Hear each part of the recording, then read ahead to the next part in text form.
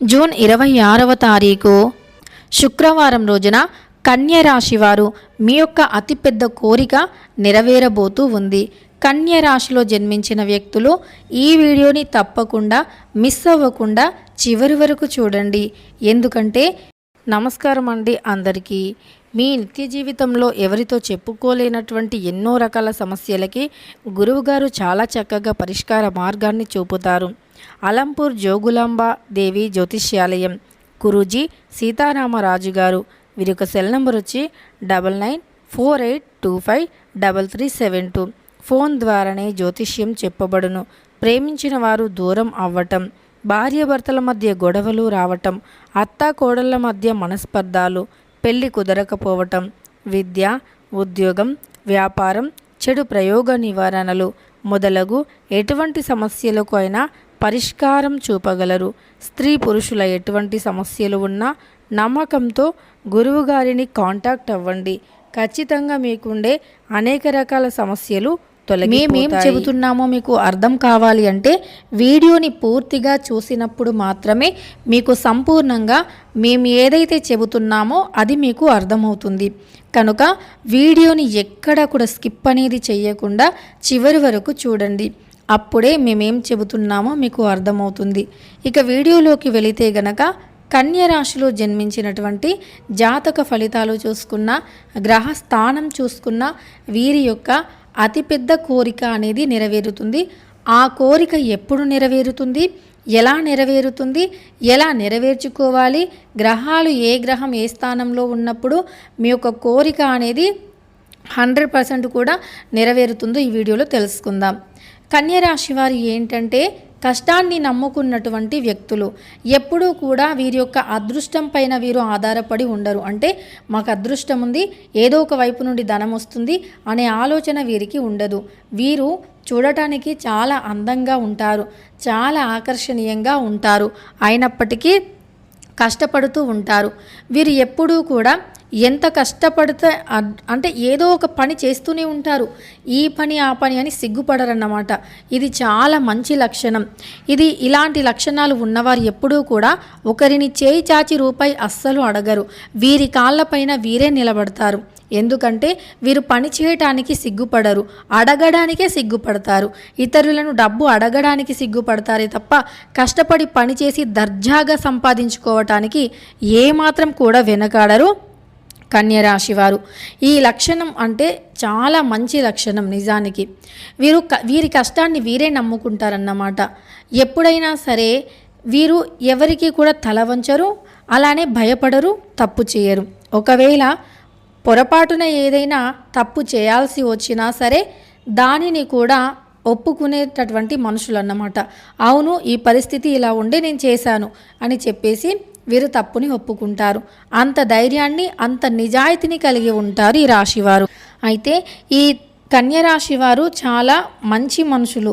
మంచి కష్టాన్ని అంటే కష్టపడేటటువంటి తత్వం ఉన్నటువంటి వ్యక్తులు, కష్టం తెలిసిన వ్యక్తులు.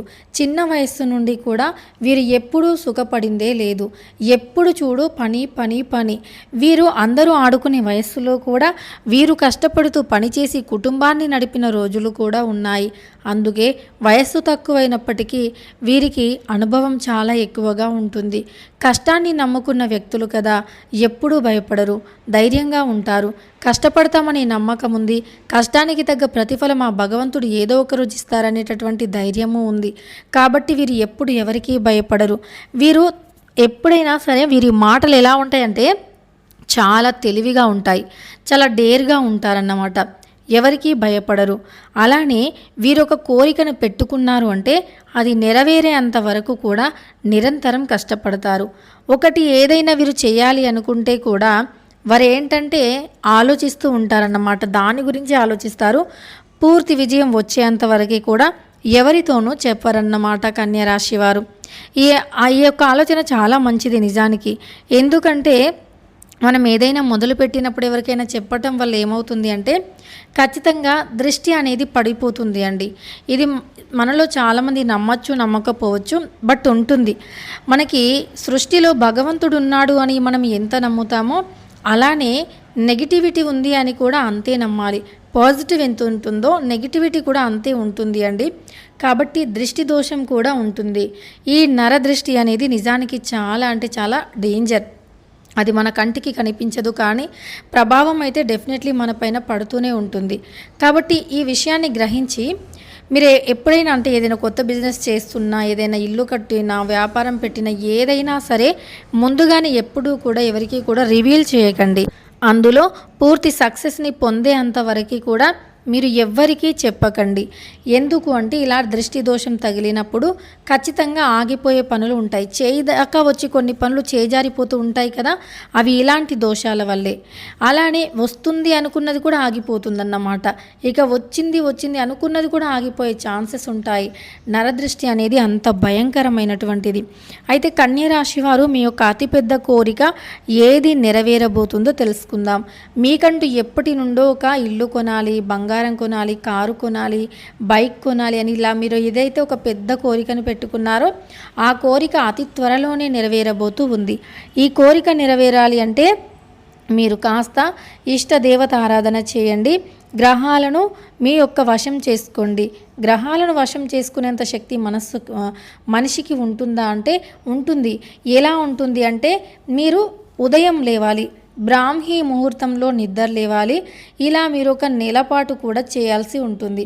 ఒక నెలపాటు ఉదయం బ్రాహ్మీ ముహూర్తంలో అంటే ఉదయం 5:30 లోపే అంటే మీ పూజ కూడా కంప్లీట్ అయిపోవాలి. సూర్యుడు రాకముందే ఇంట్లో గణపతి ముందు ఒక దీపం వెలగాలి. లక్ష్మీదేవి ముందు ఉప్పు దీపం ఆవు నెయ్యి వేసి వెలిగించాలి.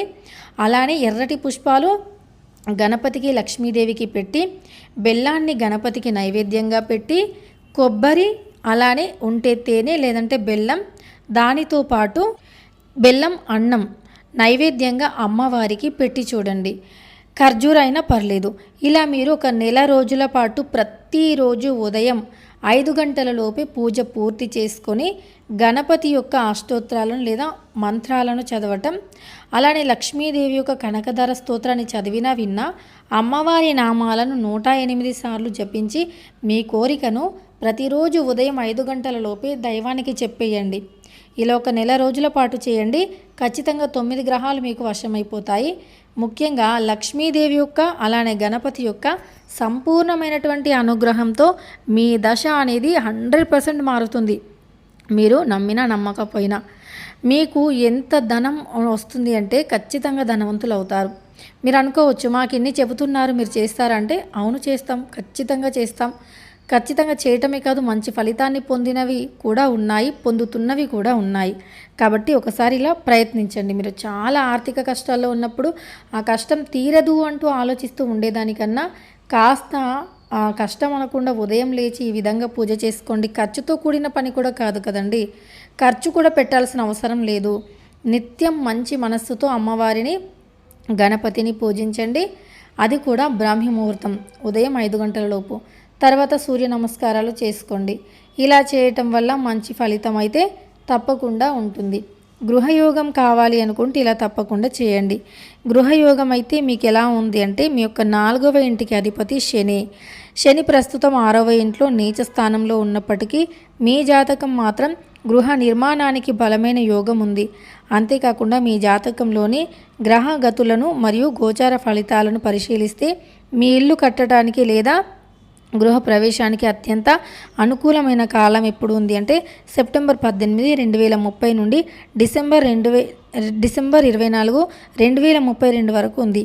ఈ సమయంలో మీ యొక్క శని మహాదశలో అంతర్దశలో ప్రారంభమవుతుంది. ఇది స్థిరాస్తి సంపాదనకు చాలా శుభప్రదం.